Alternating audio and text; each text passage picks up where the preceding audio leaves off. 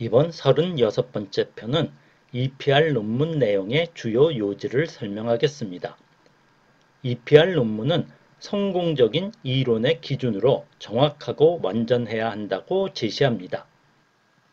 그리고 완전하다는 것은 물리적 실제의 요소에 해당하는 이론의 요소가 있어야 하는데, 실제의 요소는 계를 교란시키는 측정을 하지 않고 존재하는 물리적 성질을 의미한다고 기술합니다. 양자이론에서 물리량은 항상 계를 교란시키는 관측을 통해서만 알 수 있기 때문에 EPR이 제시한 기준을 만족시키는 실제의 요소가 존재하지 않습니다. 사고 실험을 통하여 실제의 요소가 존재함을 보여주어 양자이론이 완전한 이론이 아니라는 주장을 합니다. 그리고 양자이론의 문제점을 기술하면서 후에 더 중요한 의미를 가지는 양자 얽힘이라는 유령 같은 작용이 있게 된다는 것을 지적합니다. 1935년 5월 4일자 뉴욕타임스 11면에 아인슈타인 양자이론을 공격하다라는 일반인들에게도 이목을 끄는 제목의 기사가 실렸습니다. 이 기사는 5월 15일자 피지컬 리뷰에 실릴 EPR 논문에 대한 기사로 후에 양자 얽힘 연구의 시발점이 되는 논문에 관한 것이었습니다. 1927년 솔베이 회의 이후 양자이론에서 보어와 하이젠베르크를 중심으로 코펜하겐 해석이 주류로 자리를 잡지만, 아인슈타인은 전편에서 설명한 바와 같이 양자이론이 완전하지 않다는 생각을 바꾸지 않고 문제점을 지적하여 결국 EPR 논문을 발표하게 됩니다. 저자가 아인슈타인 이외에 포돌스키와 로젠이 공저자로 저자의 성의 첫 알파벳을 따서 EPR 논문이라고 불리는데, 우리나라 일부 학자는 우리말로 아포로 논문이라고도 합니다. 논문은 물리적 이론이 성공적인가를 판단하는 기준에 대하여 논의하는 것으로부터 시작합니다. 이론이 정확한가와 설명이 완전한가의 두 가지 질문에 그렇다는 대답을 할 수 있어야 한다는 것입니다. 우선 정확성을 어떻게 판단할 수 있는가를 설명합니다. 이론의 결론과 인간의 경험 사이의 일치 정도에 의하여 판단할 수 있다고 서술합니다.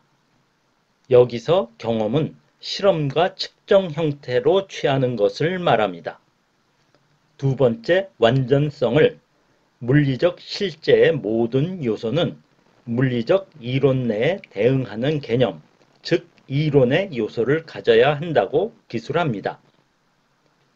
그러므로 물리적 실제의 요소가 무엇인가를 결정하면 이론의 완전성 여부는 결판이 난다는 것입니다.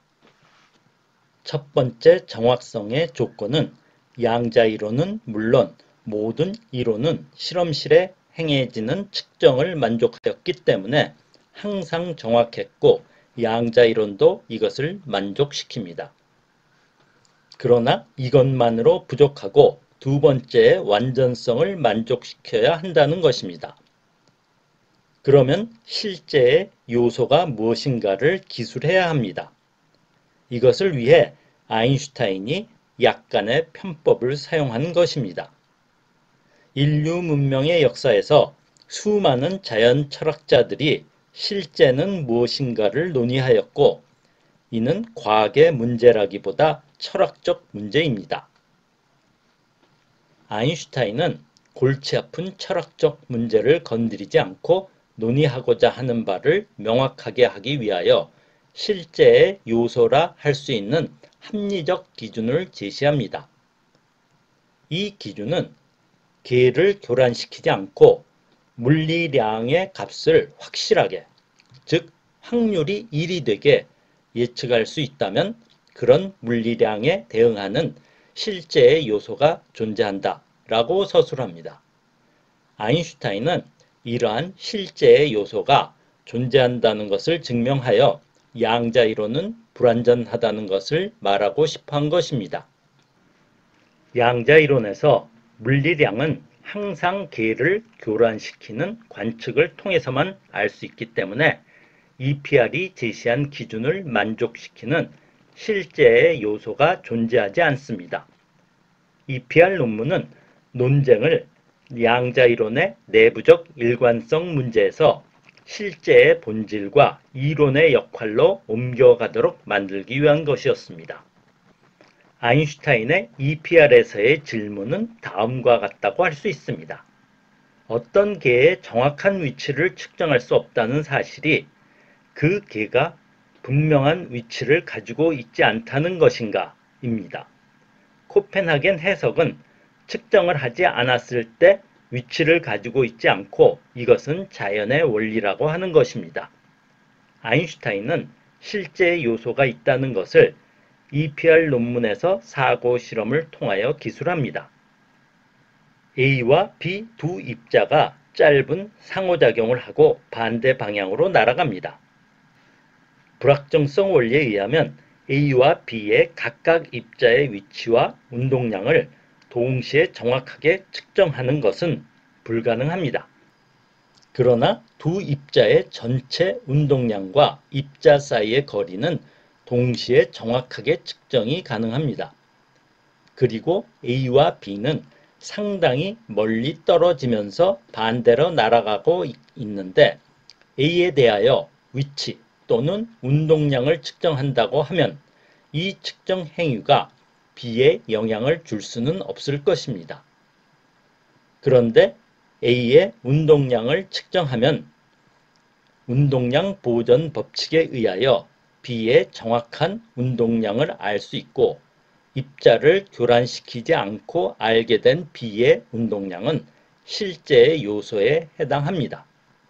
만약 A의 위치를 측정하면 두 입자의 상대 거리를 알기 때문에 B의 정확한 위치를 알 수 있기 때문에 B의 위치도 실제의 요소에 해당합니다.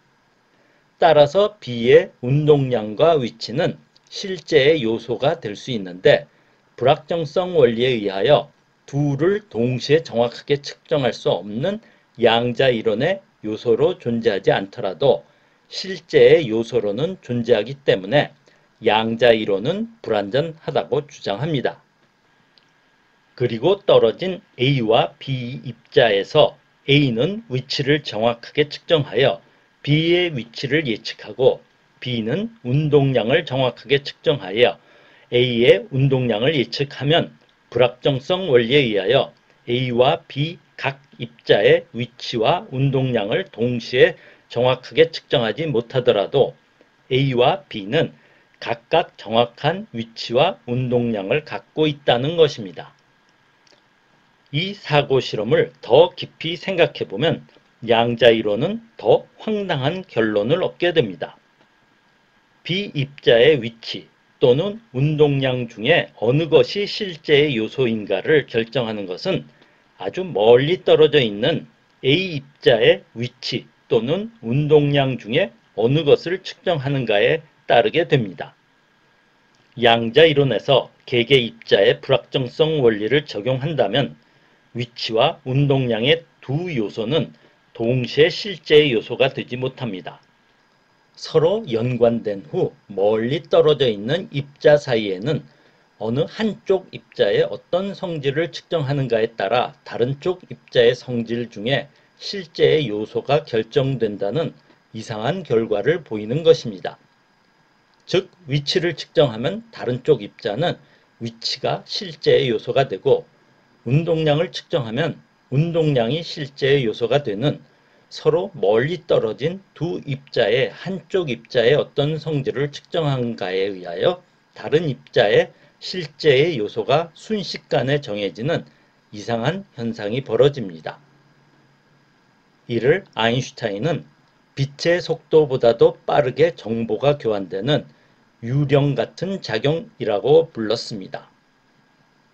EPR 논문은 이와 같은 것이 벌어지지 않기 위해서는 간단하게 입자의 위치와 운동량은 정확하게 정의된 양이라고 하면 된다는 것입니다.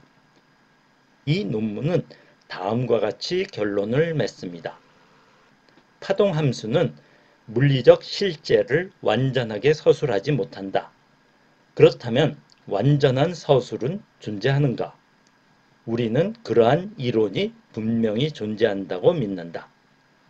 아인슈타인은 죽을 때까지 양자 이론은 완전하지 못하다고 생각합니다.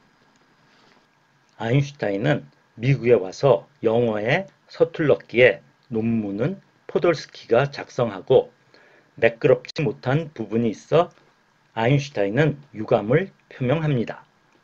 특히 물리적 실제의 기준 제시는 그렇게 서술하지 않더라도 논문의 요지는 변하지 않기 때문에 아인슈타인이 별로 마음에 들지 않은 부분이었다고 합니다. 이 기준은 국소성을 포함하게 되는 까다로운 조건이 되고 반론의 빌미가 되는데 아인슈타인도 논문의 가장 취약점이라고 인정합니다. EPR 논문은 코펜하겐 쪽 학자들을 경악하게 만듭니다. 보우는 반론에 대하여 심사숙고하여 몇 달 후 동일한 제목의 논문으로 발표합니다. 슈레딩거는 EPR 논지를 환영하면서 양자이론이 내포하는 문제점을 다른 방식으로 제시하는 슈레딩거의 고양이 논문을 발표합니다. 이번 편을 요약하면 EPR 논문은 성공적인 이론은 실험 결과를 만족하는 정확함과 설명이 완전해야 한다고 제안하고, 완전함은 측정과 무관한 물리적 성질로서 실제의 요소가 이론의 요소로 존재해야 하는데, 두 입자에 관한 사고 실험을 통하여 양자이론은 이를 만족시키지 못하기 때문에 완전한 이론이 아니라고 주장합니다. 또한 양자이론은 한 입자의 실제의 요소가 얽혀 있지만 멀리 떨어진 다른 입자의 선택적인 측정에 의해 결정되는 유령 같은 작용이 있다는 양자 얽힘을 지적합니다. 다음 강의는 EPR 논문에 대한 반응으로 코펜하겐 쪽의 보우의 반론과 슈레딩거의 의견에 대하여 설명하겠습니다.